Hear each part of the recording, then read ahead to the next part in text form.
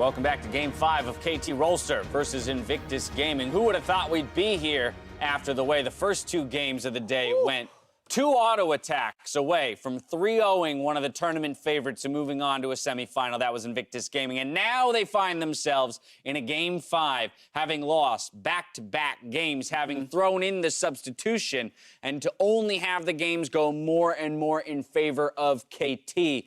I mean, what a position to be in, to find yourselves in when you're fighting for that semifinal spot. Absolutely. The series is beginning to get away from them. The first few games, very fast-paced. 0.7 and 1.04 combined kills per minute. Invictus Gaming, the bloodiest team in the tournament. That last game had 9 kills in 36 minutes, 0.25 combined kills per minute. It was completely in the favor of KT Rolster, and they have to find that reset switch that they could not find in Game 4. I think for me, it starts in the draft, and I think the coaches will have seen that during this game of being like, wait, hang on, guys. Why are we drafting these slower comms? Why are we drafting comms with just a single engage? It was just Ning. They went more for like lane focus with the Syndra. Then they went for the Braum bot lane for power line. Like some of these picks to me do not scream IG can just run at KT 24/7 like they did in Game 1 and Game 2. It wasn't late game fights. It was early game fights that went really well for them. So I need to see them go back to that kind of style. Kai'Sa, Braum, no. Early game. I agree. Throw it all out, but ultimately it's a best of 5 and it comes down to one intense moment. And frankly, Invictus Gaming have never been able to seal that deal. They have won a single best of 5 this entire year. It was the semifinal in summer against JDG. Otherwise, this will be their 5th best of 5 ever as this iteration of the roster. And in Game 5, they have never won. And this is what makes it so hard for Invictus Gaming. We just heard Flowers say the team that wins 2 games in a row has all the momentum, unless you're IG. Because they won 2 games in a row after being down 2 out of RNG in the LPL final a month ago. So there is a mental block they're going to have to get through. On top of being a hit away from 3-0 in KT Rolster, they also have that Game 5 baggage. Now, Deficio, it does feel like Invictus Gaming has at least understood or agreed with you on a few of your points in that the Shy is coming back in. So they were able to accelerate the pace of the game, get close to that 3rd victory with the Shy in. He does come back in. KT, blue side once again. So there will be no side swapping. It's all about what can we craft, what can we change between, you know, Game 4 to Game 5 with just a player swap. And I think by bringing the Shy in again and once again on the red side for IG, it gives you that second potential win condition, which is split push. They almost did it 5 times during the same game. The 2 hits from the Nexus. So that one is still viable. They don't have to then draft for teamfight. They could actually go back to the Game 3 strategy. But I actually want them to go back to Game 1 and 2 because those felt cleaner to me than the Game 3. I just felt that there were so many opportunities and they didn't have the correct decision-making. And bringing the Shy in, that means that you're probably not going to have the hard engage on the top lane and they're being denied it in the bottom lane. But that's kind of the problem for IG. I'm not sure they get to decide which one of the styles. That's true. Because the Rakan is not going to be available, and that was the pick that started everything in the first 2 games. Exactly. KT Rolster gets to decide that. The meta of this best of 5 that we talked about at the start is what's deciding that. I think Ning's champion pool is being exposed a little bit. If the Camille never gets off the ground, that's a pain. But I do want to see him go back to the Xin Zhao. Because even if they don't have hard engage, they can still force skirmishes early and maybe get that advantage. Reminder, Ning's champion pool is Zac, Xin Zhao, and Camille. Those are the only 3 champions that he plays effectively. If he's pushed, he goes towards the Gragas, and it's a very different look for him. And Zac is not a champion in most games because he will just get run over in the early game. It really requires a specific setup. That's probably too slow as well in this series for them, but it would bring that hard engage. It might actually be the pick he can go towards in the last game. Yeah, we actually saw it banned, and I agree. You called it out when you saw the ban. You're like, okay, KT Rolster want to slow the game down. That's why they're banning the Zac away. So there's no answer for Invictus Gaming to also play that slower pace, big 5v5 style. When you see that Zac ban drop down, that's when you know that KT are just going to drop a gear and just go into cruise control. So who does IG attack, though, now? Because we talk about them wanting to go back to accelerating the pace of the game. But KT, it does appear over these last 2 games, has done a much better job in the early game of just preventing kills, preventing action from that, you know, bloody stat that Jack gave us. And ultimately, KT themselves doesn't need to pick up the kills, just prevent the deaths. And so do you see a weakness that IG can exploit? We saw them go top lane. They got outplayed by Smeb in this last game. They are, you know, finding it a lot more difficult to create those early skirmishes that a Xin might be successful in. I think it's difficult when they had an Urgot mid lane and the Tahm Kench bottom lane. If they have some ban flexibility, I know it's tricky with banning Alistar, Thresh, and Nocturne. My mind just said, see the difficulty. My mind just said give Alistar to Mata to get him off the Tahm Kench, and then I immediately thought that was wrong. Yo, bad idea. This is why it's a difficult situation to be in, but I would like to see them play through a solo lane and then bring it bottom. Like, I think that's IG's way of getting an advantage. Deficio? I think there is a world where they change the bans and say, you know what? We could actually take a Nocturne for ourselves and use that as our engage tool. Or there's something where you say, like, the Thresh becomes the pick you go down with in the bottom lane to have more of a lane bully. Now, Frosk, it isn't IG's history to come away with the victory in the 5th game of a best-of-5. But based on what you've seen today, do you think they can do it here? Unfortunately, no. I feel like KT have figured them out in the draft phase. They recognize that playing the skirmish-heavy style isn't working for them, and so they're starting to control it and slow it down, and IG, frankly, just look lost on how to speed it up. Calling the reverse sweep here for KT. I cannot believe it, but it's time to see who comes out on top in this best-of-5 as we send it back to Captain Flowers, Kobe, and Papa Smith. Thank you very much, Dash. The 5th and final chapter of the saga between KT and IG is about to unfold. IG got off to one hell of a strong start, but man, did KT hit back. What a great chapter Game 3 was as well. If you guys are just joining us now. That was the climactic chapter. Ladies and gentlemen, you may want to review that one and get yourselves up to speed, because now we're in a situation where KT Rolster have been able to recover from a devastating opening 2 games of this series to fight their way completely back to even. But the weird thing is, you know, you notice the Shy is coming back in. You zoom in on 2.5, almost 3 games of the Shy was almost a 3-0. That's the thing you must remember. But now you have that extra baggage of, okay, 2 auto attacks away, Shy did lose a game, and then they went on to lose, and now it's a reverse sweep. The mental baggage has definitely accumulated for the side of IG, but if you find a way to put that to one side, much easier said than done. Yes. With the Shy, they've looked in position to win much more than they've looked in positions like Game 4, which just felt like a strangulation by the side of KT. Yeah, I don't think anyone blames the Shy for that loss either. Everybody now on stage in this Game 5, incredible pressure, and this is just fighting to get to the semifinals. This year is going to be insane. Let's see how they go about the draft. For the final time today, we're into picks and bans, and Akali and Nocturne will stay out of Summoner's Rift. KT have been changing up the bans. IG have not, and the analyst desk was talking about this. Double support ban is supreme respect to the side of Mata. So we're waiting to see what the secondary ban on red side will be. So far, it seems like Thresh will not be given up under any circumstance. The Alistar is the one that is potential to move away. But once again, the Rakan ban from KT. They want to take that out, prevent the ability of IG to go in and say, hey, we're fighting now. But Invictus Gaming will ban out the Aatrox, along with that Rise banned out from KT. Solo lane focus coming out as KT will first pick the Urgot. Over Alistar. That is the cost here, is that Urgot is taken and Alistar is up. So IG do engineer a trade, and the Shy has already had a win on Sion. That's usually the pick into this Urgot when we do see something like the Aatrox banned away.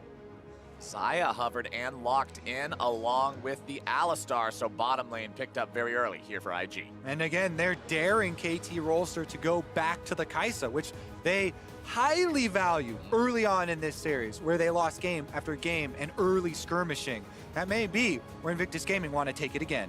Now, in this scenario, something like the Tristana Tahm Kench is available, but doesn't seem to be what KT Rolster are focused on. They will actually pick up the Braum. The ability to block the feathers can be so important into the Xayah. Does lose them some engage, but they'll hold on to their AD carry pick for longer. And gentlemen, I want to just put together one point here. They haven't taken their AD carry in the first round, and the 3 champions they have taken have very strong AoE control of space. The Swain ultimate throwing out the never move, Braum and his ability to throw up an unbreakable, and Urgot's amazing tankiness.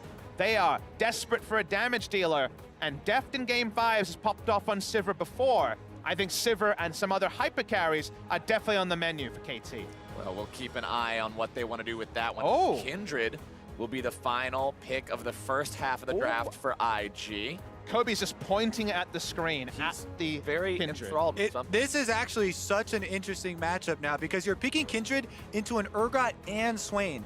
Typically, Swain, you want to make use of the passive. You pull Kindred out of her ultimate. Urgot ultimate as well.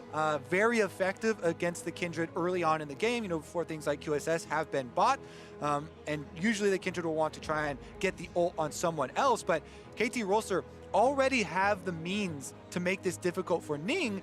And the analyst desk just spent a lot of time talking about him and his champion pool. But what they have been able to do is go for a comp that rolls through the enemy. Kindred comps are very likely to take over the game early. And then there's a lot of early power for Ning to jungle around. And KT, like we mentioned, are almost telegraphing a hyper carry. So while we've seen a team already today take Kindred and get outscaled, I think they're going super aggressive as KT picking their poison here. The Jinx is definitely a possibility. Hovering around it for a while, but it will be going up against the Scion that was mentioned earlier, as well as that Kindred not having to deal with the Gragas. Scores Gragas did so much in games 3 and 4, they wanted to keep that one away, and Deft will once again be on Tristana duty. So what are you safe to pick as your jungle pick into Kindred is an interesting choice for Score. The Gragas finally banned, one of his big legacy picks. Olaf is a possibility, as is some more burst damage from Taliyah. And there we go. Once again, he will use Taliyah here at Worlds. You have to be very careful. She can put down the E and allow for more damage onto Kindred, trying to dash over it. In those little trades can be very annoying. I look at the Taliyah as the one pick here that can kind of rescue some pretty passive farming early game for KT. The Taliyah holds a lot of power in her kit and can potentially outpath and outplay. But if things don't go her way, we know that Alistair, LeBlanc, Kindred can all really make Taliyah's life hell. I think those last two champions Invictus Gaming hovered over were both very viable champions and viable for them to find a victory here, but very different in the way they're going to play a game. I like that they are actually opting to put this power in Rookie's hands, though. Give him the LeBlanc matchup. Try and exert some early control over Yukao and effectively roam again. We saw in the last game, how many times did he roam on Syndra? Now that he's a LeBlanc into a possible Urgot or Swain matchup, they can still, they cannot trade it anymore. Actually, the Urgot is locked in. Those roams will be even more effective because the jungler walking around now, Taliyah, is easily burstable. And on the side of KT, the top lane Swain, we've actually seen the Scion matchup before, just go for something like the Kleptomancy and farm up there. We'll see what the rune choice is, but this is the climactic moment. This is the 5th game and the potential reverse sweep. And IG, they look to Rookie to be the big playmaker. I think the equation is still pretty similar though, Kobe. This is all about crushing that first 15 minutes and just getting an unassailable lead from there. And for KT Rolster, it's about staying as far away from that as you can. Last game was very calm all through the mid game. It was one late game fight that exploded and just ended everything in the blink of an eye. And if KT have their way and can make the game happen that way, that's what they'll play for. But we'll see if IG can manage to get their bearings, find their footing, and finish what they started 2 games ago, or if the reverse sweep dream will be completed by Korea's #1 seed. You can hear the crowd. It's appropriate excitement. It's game number 5. The team designed to win Worlds, who built themselves around Score and have come back a second year for a shot at the title, have fought their way back in this best of 5 from the slimmest of margins, 2 auto attacks away to even footing here. But Invictus Gaming are not finished. They have had an outstanding showing here so far. Remember that each of these teams throughout regular play in groups only dropped a single game. Invictus Gaming did drop a second one in groups. Rookie went so fast out of base, he did not actually buy an item. Game 5 did not purchase here. He's gonna have to recall. Someone needs to tell him he did not get items. Rookie, this is not where you want to be, buddy. He's probably going back to base anyway. This should mean that He's not recalling. Forced out, and no, he's going to stay with no item, it looks to be. This means that a late invade is just huge value for KT. They know the mid laner can't really respond. Hoofing it back. all the way back to his inhibitor turret for a severely delayed lane phase now. And already KT Rolster just opening up this game with a smile on their faces. I want to say, though, in spite of all this, it's smart from IG to say, we cannot defend anything. We don't have a mid laner. Let's try to get vertical jungling. Let's get ourselves a big buff. They've got the red buff here, but Rookie only hits the minion wave now. Rookie gets in there, and Yukal did everything he could to shove that wave out as fast as possible, make his opponent miss a couple of creeps worth of EXP. That is just a tragic way to start this 5th and final game for IG. And the counter jungling continues for Score, knowing he has full control of this side of the map. Takes away the wolves. He's going to finish up the Gromp here as well and force Kindred into a top side dual jungling here. Do remember that Ning has no information at all as to where Score is. He could have gone any path. He's on a fairly fast farming jungler. So actually just taking the enemy blue is a huge risk. And we know there is, in fact, a Ghost Porro, I believe, from Smeb on the blue buff. In addition, this is a game where his mid laner did not buy items at the start, had a very delayed lane phase, is slightly behind in experience. So he is going to get the blue, but how long will he stick around? Because this time around, of course, Score finished off all camps. Looks like he is going to try at least for the Gromp. Hasn't cleared away the Poro yet, though. Doesn't know there's anything inside that brush. Thought for a second about the wolves, decided against it. Greed is a deadly sin. Didn't want to commit that one today. Gets himself out of town and back towards his own half of the map, which unfortunately only has a couple chickens hanging around towards that base. And while there are no kills for or against the Kindred, her path was very telegraphed, and we already mentioned that we like IG playmaking early, getting leads early, snowballing in this game number 5. So even if that's all that's abated, you'll take it if you're KT Rolster. KT Rolster, man, this team that, as you guys said, was built to conquer the highest summits in competitive League of Legends. The Korean super team made their way here, looked so good in groups, looked so dominant, especially in that first round robin. And now they've been taken the full distance by Invictus Gaming.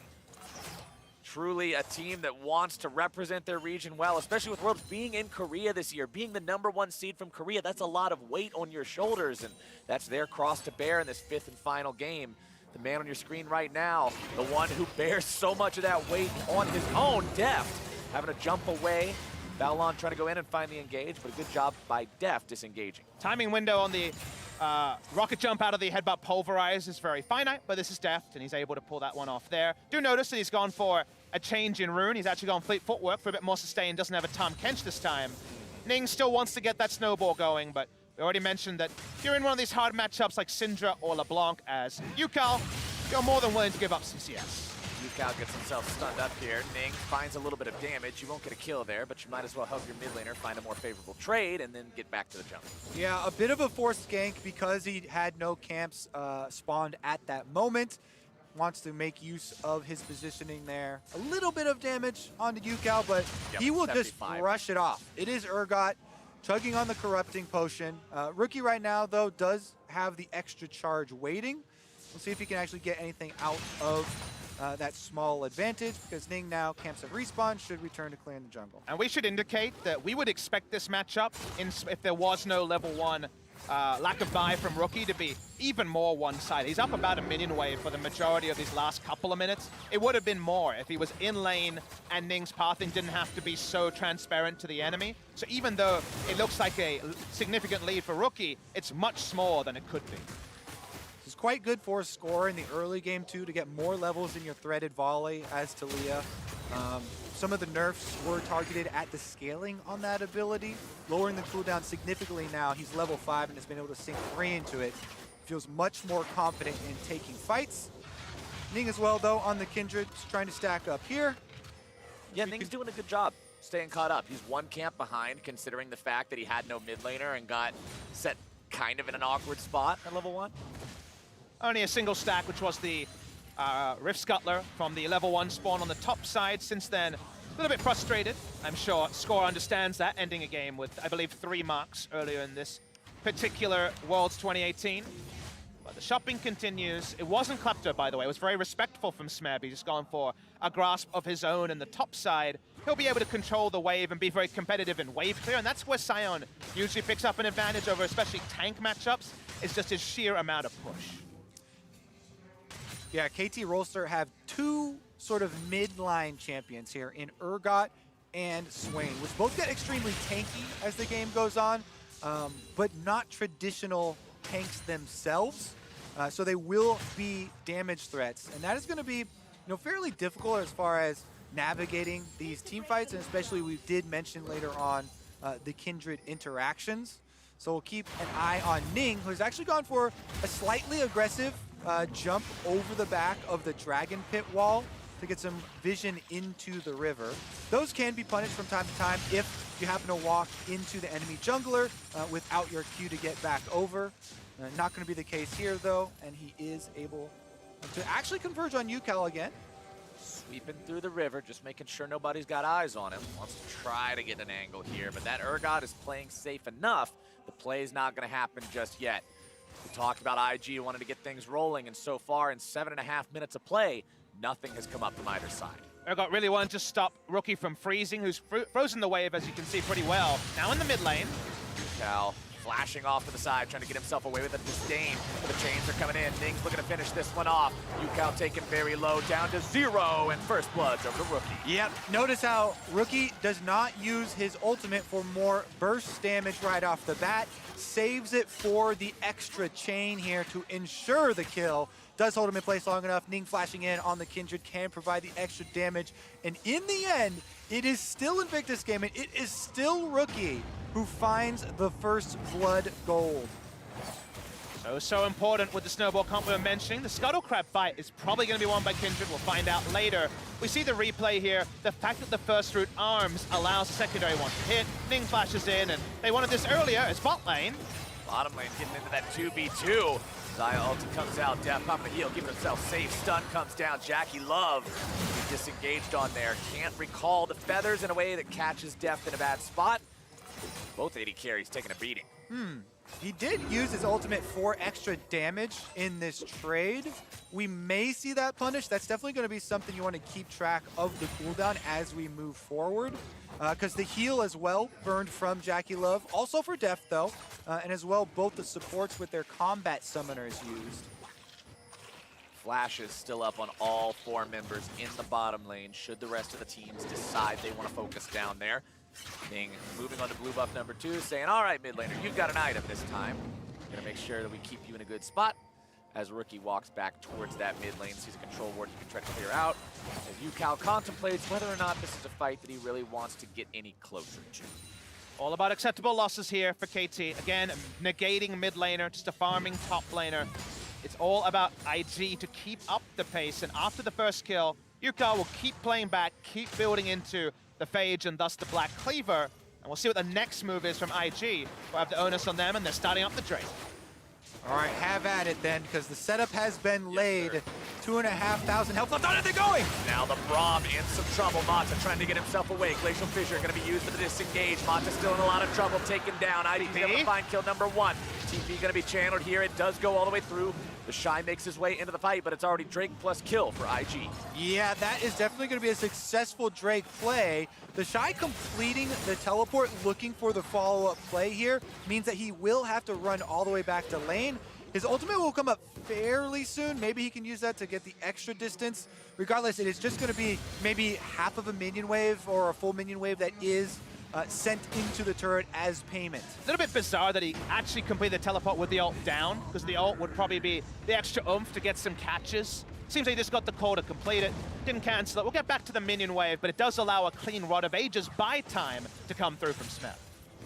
Smeb getting the Rod of Ages up and running. 10 minutes, 45 seconds in. Means just after 20 minutes, that thing will be fully stacked and online in terms of the power that it brings. But KT find themselves down over 1,000 gold now.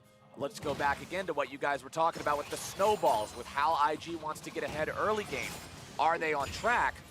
If not, how much more does this need to go in their favor? What I want to see is less about how many more kills they get quickly. Obviously 10 would be wonderful, but about how they turn some of the little item advantages they're eking out with the kills into vision control, into areas of the map where KT can't play. We're seeing Ning just accelerate through that and try to solo down the Rift Herald, but any vision they can turn would be big. Yeah, this is a bit cheeky as far as this Rift Herald start. So he did pop his sweeper. He knows there's no ward inside, but if he steps too close to the entrance, Smeb already coming to check.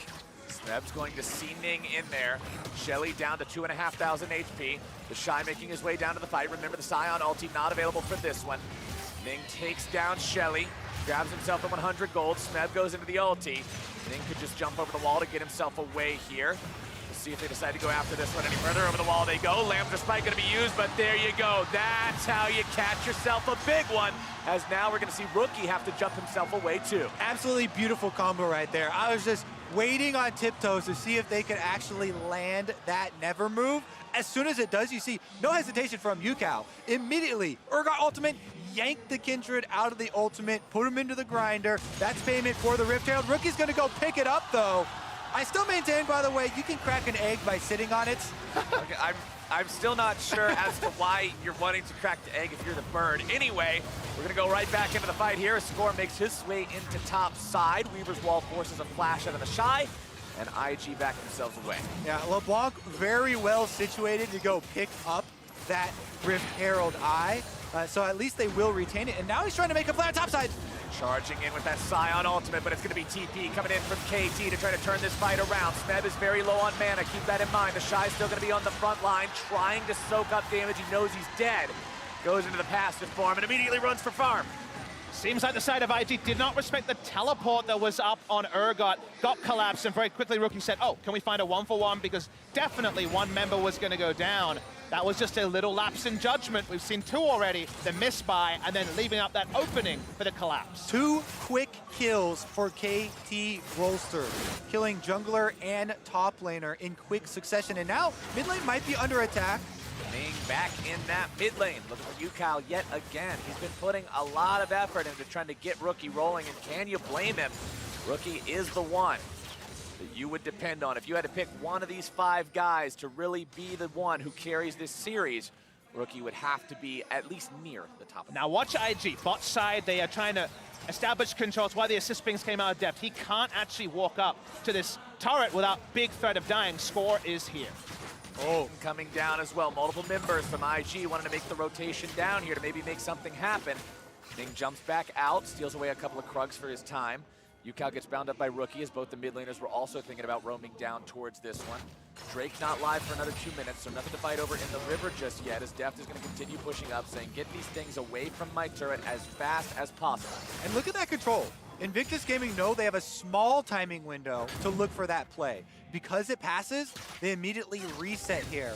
Now, the rewards for pulling off something like that can be huge, since they do have the Eye of the Rift Herald, which Rookie was able to recover. However, if they overextend and they try that play as Score and the rest of KT are heading down the lane, that would be a huge throw at this moment, and KT could go running off. If you wonder at home why Ning actually stopped DPSing the Rift Scuttler there, it was because of the timing on the Infernal Drake spawn. They don't want to allow them to pick up a counter one and have the vision timeout at the wrong time, so just delaying it to decrease the chance that the Rift Scuttle and the movement speed and vision it provides actually ends up working against them if they lose bot side control with, say, a disconnected back timing or something fairly minor. Gotta love seeing those little optimizations that are always in the players' minds, if on the back burner, if nothing else. The Score moves his way towards the top side, looking for a bigger kind of a play. Throws out the Weaver's Wall. They know the Scion doesn't have flash this time. The Shy had to use it the last time around, as there goes the seismic shove. It's going to be interrupted by the ulti. Shy doing a good job so far, but is it going to be good enough? I do not think so. Demonic Ascension going to need to go off to find the kill there, as the Shy will finally fall. And Smeb looks to get himself away, never move, to try to pull that rampaging zombie away from his teammate. But Shelly's going to be summoned up here. Has Death Sense in trouble. A beautiful flash to stay away. And Shelly claims one turret, but no additional lives. Yeah, great move there from KT Rolster. The counter punch from Invictus Gaming will result in 2 turrets. Rift Herald definitely used effectively here, because they can also transition these mid and bottom turret takes into an Infernal Drake for themselves. So Invictus Gaming, off the back of that, because there's so much time spent by KT Rolster and invested in the top lane, killing off the Scion, they are able to strike back. It's a huge advantage to the side of IG. Yeah. 2 turrets and also the Infernal. Rookie was looking to see if Def would take a very proactive path through the red side jungle. He doesn't. He's still on the prowl, though. They have no idea where Rookie is. And everyone here needs to be safe. Score could just be bursted down. Oh, Rookie is waiting. Score will just farm up the Krugs. Not going to go anywhere near that brush just yet, but maybe Def walks a little bit too close. There's still a ward here. UCal nearby means Rookie's second thinking this one. Nope, he'll decide to go back. All right, let's take another look at the top lane play here from KT Rolster. It started off, the Shy is going to use his ultimate right there. Doesn't want to get pushed back with the Talia seismic shove. Then afterwards, he gets off his grasp auto attack. At the same time, he activates the shield to live longer, but it's not going to be enough. Smeb was able to take up the turret the entire time. I really liked watching the mini-map on that play, because obviously we saw the kill happen earlier. It was all about Rookie trying to make a counterplay and threaten to dive bot lane. Then when he realized the pace of that wasn't going to work, just uses his mobility to snap back, put down that Rift Herald. Not many champions can threaten to dive bot lane, but also be mid lane to put down the Rift Herald. And in the end, it ends up being a positive trade overall, if not for more kill credit going to the side of KT. Also do kind of like the heads-up play there from the Shy, even though he did die in the end. Buying more time by using his unstoppable ultimate and quickly canceling it so he doesn't get pushed back and killed quicker. Every little second that you buy as you're going down allows for more of those objectives to be taken by your team. So part of that was due to the delay. Now back out on the top side. These turrets on the outer side all falling in quick succession. Oh yeah, IG knocking down the whole set. Easy peasy 1, 2, 3 easy as KT finally gets themselves on the objective board, taking down their first turret of the game there in the bottom side. We'll see what else they can find as pings are coming out towards the top lane from them. Ning back in his jungle, farming up here, grabbing the red buff, level 11 on this Kindred. Has the warrior completed, working on the Zeal evolution next. You can see big items coming up for everybody now. That Swain Rod of Ages almost done stacking. A lot of magic pen on the Talia. Score has the ability to do plenty of damage in these fights. And if you look at the AD carries, it's Stormrazor and working on crit now for both. Those builds will look very similar as this game goes on. And 18 minutes in, guys, we are firmly into the mid game. We're 1 minute away from when Baron is live. But we're at a very even point. Remember, in the previous game, we had 3 turret lead to KT, and we wondered how they were going to close from there. They had very strong split pushers. Here they have a LeBlanc who has kill threat but no teleport, and a Scion that takes a lot longer to kill turrets, even though he's invested in a Sheen again. There isn't the same turret pressure, so actually just making map moves, it's not necessarily IG's biggest strength, are going to be slower compared to the pace KT was able to set up. Yeah, KT Rolster are being very respectful of the fact that Invictus Gaming have taken full control of the red quadrant of their jungle. Nobody venturing in to get picked by this LeBlanc, by this Kindred that have been waiting through those brush. Topside, they try and answer, but it looks like they're making a full commitment from Invictus Gaming to try and catch UCal. TP gonna be used from 2 sides. Smed makes his way up here, throws out the never move defensively. Make sure KT doesn't lose a member for nothing. All Reason right. this play comes in, Flowers, is because UCal had changed over to Exhaust. There's no target to Exhaust, so he couldn't actually get over to change his summoner in that place. They say, okay, let's attack him and try to take him down in the top lane. Teleport comes through, it bails out the play, but you understand why IG invested, but they invested a lot, and now they have to back away with no teleport and no ultimate on the Scion. So at least they stuck with the chase to get the teleport also out of Smeb in the end. Again, that turret on top side is very low though, so KT could return fairly quickly to that objective. KT have 1 minute 45 seconds before the next Infernal Drake spawns. Their opponents have controlled both Elemental Drakes so far, and you would think that they would at least be considering contesting the next one. Still down 1,500 gold, though. We'll see how the map state ends up telling the story there, as IG will collect themselves another Scuttle Crab. That is the 4th stack, actually importantly for Ning, so gets the extra range, 75 extra range, nothing to sniff at, especially because the threat range here is about 600, right? With things like the Swain ultimate, with Score and UCal, very much mid-range champions. Only Def has long-range threat. Exhaust use, just a cycle here. If you're wondering, UCal will have his teleport back up.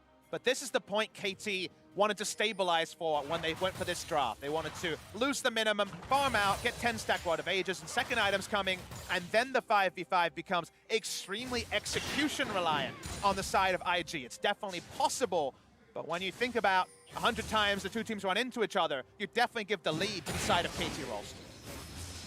There's definitely a lot of possibilities for Invictus Gaming, considering the hard engage of Alistar and Sion. Definitely a very beefy front line to work behind. So we'll see if they can utilize that effectively. This entire time, Rookie has been looking for these picks on LeBlanc through the mid-game. Hasn't been able to find anybody wandering into a bad spot quite yet. Yukao going very aggressive. Not a lot of armor onto the Shy, so he's going to get a decent chunk off here. You'll notice it is magic resist he's largely opted into. That's a very good trade for Yukao. Remember, Yukao also has the TP for a Drake fight. No TP available for the Shy. So that is one edge that'll go the way of KT Rolster as they start rotating bodies down towards that neutral objective. Scuttlecraft Vision about to wear out there for IG just as the Drake rears his head. We'll see how the fight plays out. Both sides squaring up. TP coming in. The Shy working his way down here. Hoofing it the hard way as Yukao finally gets here, and now it's time to go. Drake down to half HP. KT wants to contest. It's the flank coming in from IG. The Shy wants to show up. Smeb's going to be taken down to half. Beautiful burst from Rookie to keep him away. And that means IG is able to find themselves the Drake. Can KT make anything happen here? Or is this IG's fight? Balon's going to be looking to initiate very, very far forward. And Smeb's going to be in the backline, nearly taken down, but instead going to be kept alive. Demonic Ascension making sure he stays healthy. Jackie goes into the ultimate. Def down to about half HP. IG doing a little bit of work under these KT health bars, but nothing too serious onto either side just yet. They'll both disengage it, but it's still a win for IG so far because they did get that Drake for themselves. Def still trying to get in as many of these little single shots as he can, but both sides are going home. Interesting separation there. You know, Def's ultimate forced out by Rookie playing super aggressively. Then JackeyLove blows his, trying to join the rest of his front line, causing both of these teams to disengage.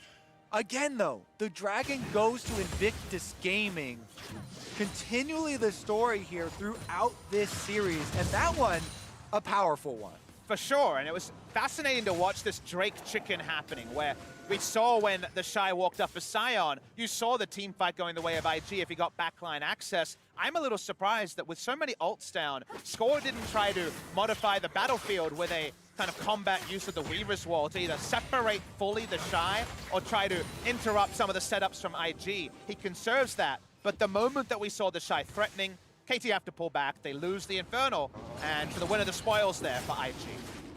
And I really like how IG has played this game so far. We said they need to have a strong mental going into Game 5, that they need to reset the last two games, and hey, they've come into Game 5 playing a solid early game, playing safe, not doing too many goofy things, giving their opponents freebies. They look like they're making a solid effort here at the end. They're laying the tension on very thick in this series.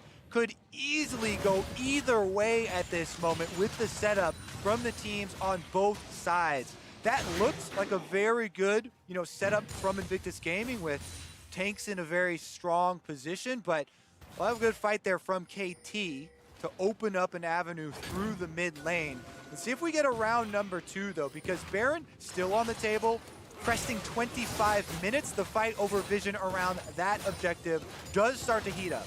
And remember, in game number 4, KT just scaled Def to 5.5 items, then did a single team fight and took the Nexus. That's still always a win condition for the side of KT Rolster, as long as Def isn't under any direct threat. Also, keep your eyes on Rookie, continually fishing in this game. The one thing LeBlanc usually has to worry about when going for her poke combinations is point and click CC. Now that is not available for KT Rolster, so Rookie can afford to continually look for these damaging combinations. Mata trying to get himself away. Rookie's going to be taken very low, nearly punished for his sins there as he goes so aggressive, down to 200 HP. JackeyLove finding some free firing time onto the turret. Can't quite get the Blade Caller down into Deft as IG back themselves away. That was very, very precise. A lot of clenching happened there, but no kill actually goes through. Def will continue to walk up. Here's the Weaver's Wall. Score fires off that wall. It's Jackie and the Shy on one side, everybody else on the other, and no play will come of it. All right, we did get a full reset. Rookie's gone back to heal, so in the end, just Flash is traded with the support, but they're going in. It's going to be a big team fight here. The Shy's jumping into the back line, seeing if maybe he can find some damage on the score. Gets himself away for now, but Mata's going to be the first one killed in the fight overall. Rookie jumps back in. Going to be taken low once more. Lands the spike, goes down. Yukao looking to find somebody if he can. He tries to get away. The Harpoon won't find him. Shy's still going to be off to the side, tanking everything up. KT's so low, looking to get themselves out. Dev's still free firing, still so high HP, but everyone gets out now, except for that one kill onto the KT support. So many defensive flashes. In Game 5 on the world stage, you can tell no one wants to be the one to die first in the team fight. Mata is taken off the table, but KT Roaster then push and take over the Kindred ultimate, thus healing themselves and using it to their advantage. Every flash is on cooldown except for JackeyLove. We watch the fight. Braum is separated in the front. If IG had Rookie at the start, they would have won this fight in the landslide, but KT wouldn't have walked up as easily. As you say, you take over the little heal that comes through here. They look for the flash ultimate while none register. Remember that Smith doesn't have stopwatch, hasn't bought one, and did not start the game with one. So without Azonias, he can't actually occupy space as well as he will later. And there is that stopwatch he desperately wanted in that fight. So much damage from the AD carries this time around. They're scaling, boys. Everybody was playing with house money in that last team fight. Now, no flashes left except for JackeyLove.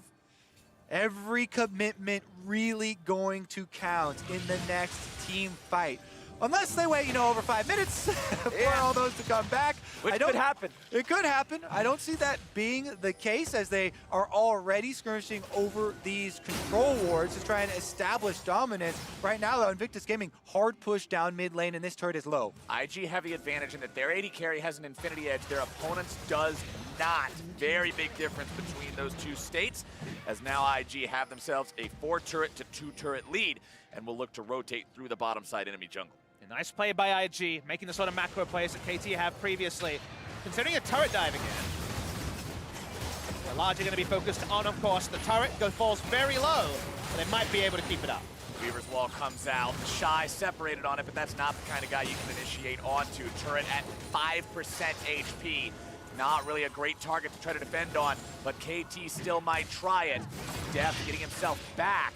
Probably wants to go grab that Infinity Edge, says this is not a fight we win without it. Oh, Invictus Gaming can also retreat to a Mountain Drake, number 4. This one puts even more pressure on that Baron. KT Roaster already pinging over to the Baron, knowing that IG have allocated everyone to the bottom side of the map, and this might force a stop to the reset. And the timer is critical for when that Drake falls, because it means the Elder is the next one spawning by about 4 seconds. 35 minutes in, that'll be on the board. We'll see how that happens, as KT will occupy the Baron area, setting up vision for themselves. IG looking to approach Blue Trinket down in the pit. We'll make sure nothing's going on. Person who autos is pretty relevant, as so far no one has, ends up being Score. People don't want to reveal their position. Rookie looking for a pick. They have so many aggressive control wards on the bottom side, and let's draw attention to an item choice here. He's gone Infinity Edge onto this Kindred. This is a burst Kindred and a burst LeBlanc. They don't care who's up the front. They want to kill him fast. Ning with the shout out to everyone questioning his champion pool. He is going full DPS Kindred here. I hadn't even seen the ramp up, Papa Smithy, until you get hit in the face with the final combination here. But with the pace of this game, that definitely pays off. This Kindred will output tremendous damage. Another pure carry here for the Invictus Gaming team fight. Double, crits will be coming through. It does mean that he doesn't get the semi-defensive items, like the extra health from Black Cleaver or the easy Hex Drinker build or something like that. It's full offense here. The back line will rely on those key abilities like his ultimate. Usually a Kindred player has their hand near the cookie jar. He's right in there. He's caught red-handed, but he'll either get a big handful or he'll die instantly. And that is the duality of going for those risky builds.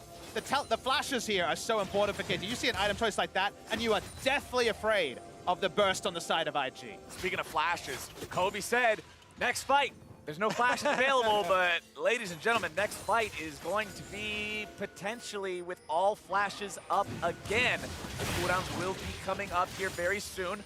Rookie over the wall once again, just looking, seeing what he can find. KT maintaining a defensive posture. The Shy wants to go in, looking to maybe find Score. He drifts himself around, but now he has to get back. Gonna lose half HP immediately. Score's gonna be taken not even that low. They get the harpoon down into Baolan, but they won't be able to find enough damage to get the execute. The Shy barely gets himself away, pops the shield to stay safe. Score does a nice wall, keeping Baolan isolated from the rest of the team. He throws him back with a seismic shove and takes down that support. Beautiful wall there from Score to cut off Baolan and ensure that they have the 5v4 advantage now on this push on mid. JackeyLove is very far forward, throws out the feathers, keeping himself safe. Taken down to half HP by 2 auto attacks from Death, who now has to jump away from Rookie trying to go in here as well. KT has the 5v4 advantage, but health bars at half on some critical members means it might not be as important as it looks. Shy's gonna take some damage. Rookie looks to go in, does get the passive pop. Shy's still gonna be soaking. Root comes down, damage goes through. Jackie's able to find 2 big kills. JackeyLove just found everybody, and that's gonna be a triple for IG. They're gonna find everyone. It's KT Ace. That is insane! He just runs right up to the front line. JackeyLove comes up huge just when they needed it. You right said down the front. that nobody wants to be the one flashing forward to make the mistake in Game 5. Jackie says, I'll flash forward. I will be the hero in this fight. And IG win the fight because of it. No minions means the backdoor bonus kicks in for the turret. Too much armor, and they are going to take the Baron. The game is not over yet. It is not over yet, but was that a cataclysmic fight that IG were able to win? Excellent positioning from JackeyLove, who was questioned by all sides. China, Korea, and around the world. They get the Baron, and IG might be able to stick the landing with a team fight like this. Here he uses his ultimate, so he avoids the last tick there of the stun from Braum passive. Then Rookie is going to go in first. You'll see him draw the exhaust cooldown out as they go for the initial prodding check here on the team fight. All right, here's the start of it. Mata goes in. They try and stun up the Shy. There's the exhaust goes down. It's a reset from Invictus Gaming, and then JackeyLove jumps on Score, kills both backline carries. Blade Caller roots Mata and opens up the space for an Invictus Gaming Game 5 quarterfinal setup. That is the sort of opportunism that cost JackeyLove many times, but in that case, it may win them a close-knit best of 5 in the 5th game. That blows open the game. First meaningful gold lead, about 7,000. Live by the Jackie, die by the Jackie, as IG are currently living large, 7,000 gold up. What looked like a big pick onto the support into a situation that might be KT favored has now quickly turned. If IG win a fight in the KT base, the game is over. The inhibitor turret will fall. Inhibitor now under siege. IG with victory in their eyes. The crowd supporting them. You can hear the chants for IG as the first inhibitor of the game goes down 34 minutes in. Step number 1, kick down the door, completed for Invictus Gaming.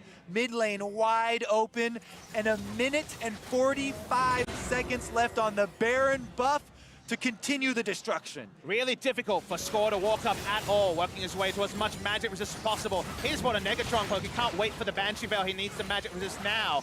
Getting some free damage, but only on the Shy. IG knows come more picks, this game could end.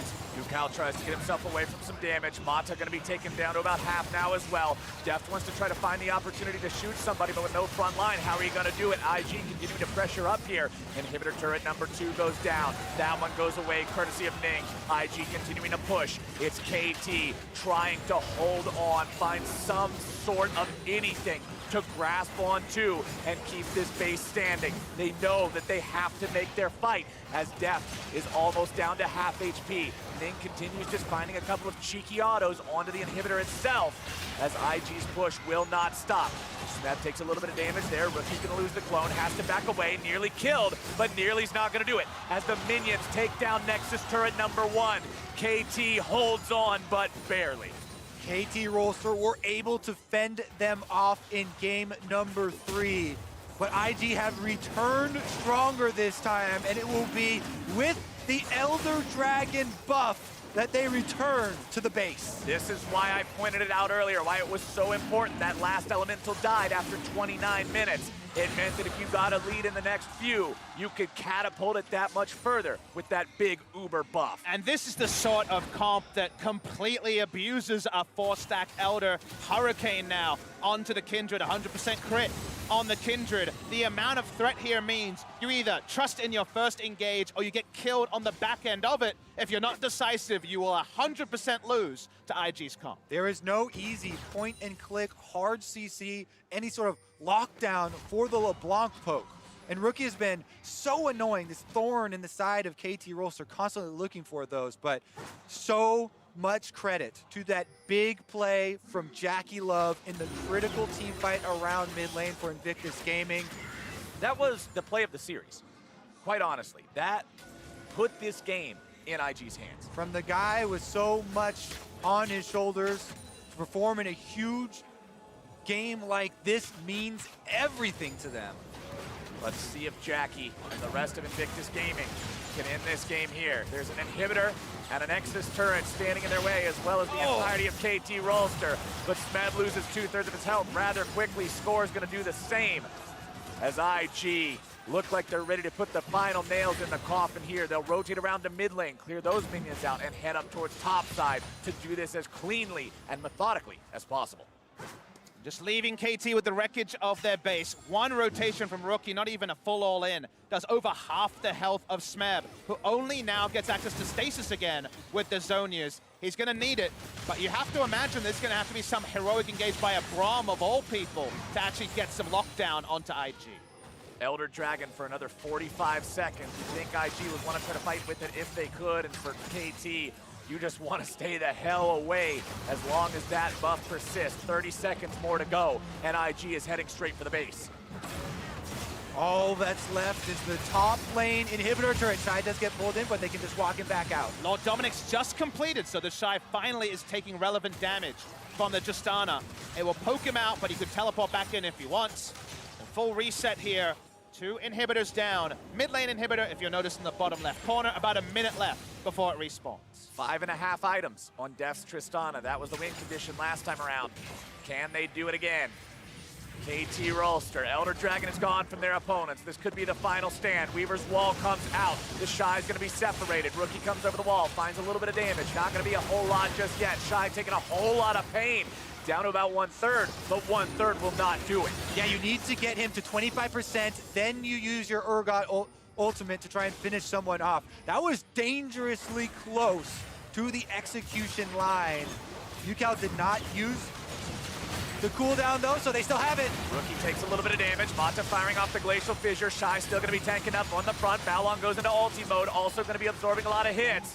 Scores off to the side, but KT don't have their chance to go in. And look at the base. This is where the fruits of the earlier labor from IG start to pay off. Inhibitor in mid lane will be respawning, but KT will also have to defend it. The base stays intact, and KT stays afloat for now. That last point is so important because they get the respawn on the mid lane inhibitor. There won't be 2 super minion waves walking up. So because of the timing and not losing top inhibitor, there's a potential contest for Baron, but definitely not one they prepped earlier. So with all those conditional risks, let's see what KT wants to do. KT don't have many options available to them.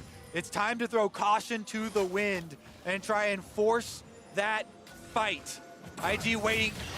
It's Baron about to be ready. It's the Shy going in. Score getting himself back. Shy gonna be tanking up on the front line. Stunned up, juggled back, seismic shove, right back into the lines. KT Rolster, they're able to find a massive fear. Shy's gonna be taken down. Balon's gonna be frontlining now. Shy trying to find the passive damage. Score looks to get himself away, goes into the stasis, keeps himself alive for now, trying to get back. Mata also gonna be barely living now. Seismic shove looking for JackeyLove, can't quite find it. It's Jackie grabbing the kill onto Smeb. It's Jackie looking to find the kill onto UCal. It's Jackie who can't quite get him. And KT hobbles away. Rookie wants to chase, but can't find anyone. They have to defend their base though, so that means Baron does go over to Invictus Gaming. Even though it's a 1-for-1 kill trade, this means they will return with Baron buff. But so many different statesmen at the end of the game, the Baron just dies and accepts its fate and gives itself over to Invictus Gaming. The turret here next to the Nexus doesn't go down. KT have had just the longest leashes so many times this series to not hang themselves. They're still in this one, but IG feels like more often than not, they're eking out an advantage in these 5v5s. KT wanted to snowball that early kill on the Invictus Gaming front line into a teamfight victory. You can see Yukao flashing into the rest of the team for the fear, but it's Sion. The Sion passive allowing the Shy to get back up and continue to do his duty even after being killed. The eternal vanguard of Invictus Gaming, making sure the reset couldn't happen, keeping Invictus in a spot where now they continue to hold the reins of this game in their hands. 12,000 gold up, Baron buff, active, mid lane, under siege, KT, under pressure. This could be the end of the entire series. It sounds like all of China are backing Invictus Gaming as they are on the precipice of taking down the Korean #1 seed. The Shy wants to go forward. Rookie jumps in, finds a little bit of damage. IG gonna be kept back for now. The Weaver's Wall goes in. It's gonna be JackeyLove eating some shots from death, but Score looks to get himself away. Ning finds the auto attack and Score is gone. This should be it. Ning's able to grab that kill, and that means the fight continues even further forward. Seeing if maybe they can find something else. It's Lambs to Spike, giving Invictus Gaming topped off. They're gonna be just fine. Death really gets himself away. Rookie's got the chain. KT Rollster has fallen, and Invictus Gaming will do what has not been done since 2014. They will eliminate the Korean first seed, and they will move on to the semifinals.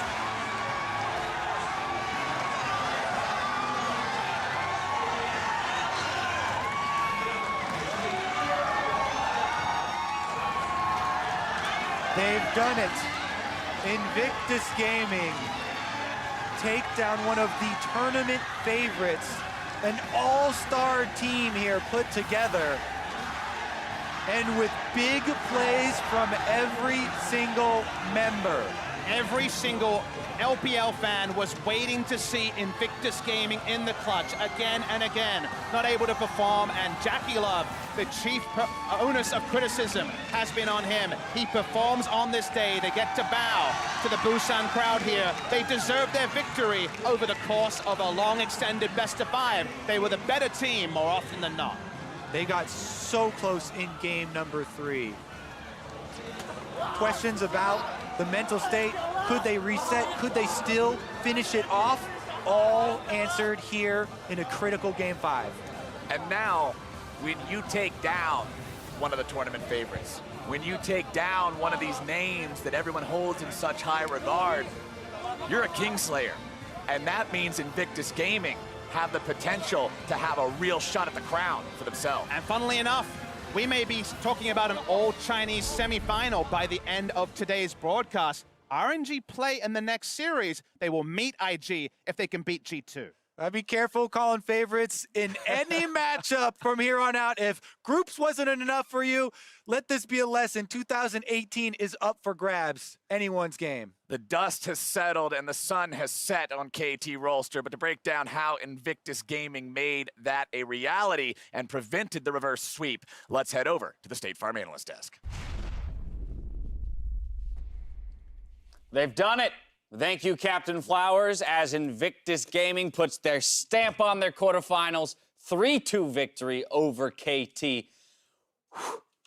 I mean, I'm still a little bit in shock and awe at the fact, just the roller coaster of this entire series. I'm surprised I actually have a voice. I was screaming throughout this entire game. confirm. They can confirm, almost broke the desk. We got it back together. And ultimately, what this comes down to is history and redemption for Invictus Gaming. So many times they've been in this situation. They are a super team from the LPL. Yeah. They were never able to pull out in the clutch, and specifically JackeyLove. He has flashed forward and been the downfall of his team in 3 different occasions in 3 different clutch series, and this time around, it comes up big. Yeah, it's absolutely a historic moment in the fact that we only have one Korean team that has the chance of being in semifinals, let alone finals. And coming into the day, we gave IG like a puncher's chance in this series. We're thinking maybe Rookie will go off in a game or 2 and it's 3-1 or 3-2. Right. But to win specifically in this fashion, I mean, to nearly have the 3-0,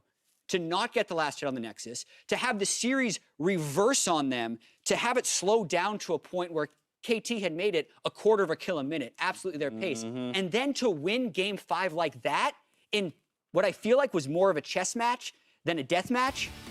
Incredible performance by IG. I think IG just managed during game 4 when they were losing. Backstage, the entire coaching staff said, wait, if KT wants to play slow, well, let's just do the same. We team fight against the best teams in the world in the LPL already. We can do that. The Kindred pick was a huge surprise. Amazing. Out of nowhere. We were so ready for the Xin Zhao pick. Oh, yeah. We were calling for it. We were criticizing. Yes, we were angry. We were angry at the Kindred. What's going on here? Why are they drafting for late game? They've just shown they can't play that against KT, but then in this game, it's the same kind of style from KT. Low engage, not really looking to force too many things. And IG take full advantage. Ning goes Infinity Edge Kindred. Full late game carry Kindred. And in these team fights, him and JackeyLove together were Here insane. we go. This is it. That's the flash forward. Flash forward. Oh, I love it. So many times that has haunted JackeyLove. He has been flamed and destroyed by the Chinese audience for that exact move. And against KT, it pays off. I'm dumbstruck. I cannot believe it worked. I cannot believe that they lost 2 games in a row. And then they go to game 5 and they reset so many times. I mean, even game 5 itself started so poorly. Rookie no items, face checking, Bush, missing XP in the first wave. I mean, by all accounts, they're trying to. You saw tilt on the map. They're trying to tank the tower instead of going immediately to the Baron. The Shy is running in on Sion and just dying for no reason. You could see the novice greenness just leaking off of IG in this series. And the history involved in this quarterfinal, the reputation of these teams, this could have been a world final with the quality of these teams, in my opinion. Like, there's a lot of teams that are fighting for that title, but both of these teams are absolutely in that conversation. The fact without a doubt. that it went all the way to 5 games in this series, and then to have IG do this, just such an amazing moment. I can't believe it either, JackeyLove. I see it on his face. I'm like, I can't believe it either. Yeah. In his first year, right? He was supposed to be the prodigy. He's supposed to be baby Uzi. That's what they call him. They say that he's Uzi without the experience. He definitely looks like 2015 Uzi after that performance. I think we just have to also recognize, you know, on both sides, the limits to which both of these teams were pushed. The fact that, one, we're now saying goodbye to KT Rolster, a tournament favorite here in the quarterfinal, but the idea that there's nothing more that Invictus could have done. I truly believe that this team left 100% of their hearts and effort on that stage to get the 3-2 victory and move on to the semis. It was just the quarters. They were super close to winning that series 4-1. Right? Like, what they had to do in these games. And to talk about KT Rolster for a little bit, like, they're gutted at this one after finally winning the LCK title for Score, for nearly being the team that gets the reverse sweep instead of being the team that gets reverse swept. Add another chapter to the KT saga. Just add another chapter to the KT saga. Whenever it goes up, it crashes down very, very quickly. I mean, they're getting closer. They're going. They're getting closer. They're gone. Oh, my goodness. With that, though, we're going to hear from the semifinalists. Shox is standing by with the MasterCard player of the game. Thank you very much, guys. I'm here with JackeyLove after a monumental best of 5. First up, congratulations. And secondly, what does it mean to win this crazy best of 5 after all the hard work you put in with IG this year and make it to the semifinal? 首先恭喜你然后我想问一下你在终于1年的努力付出，现在赢下这场 BO5 晋级，现在有什么感受？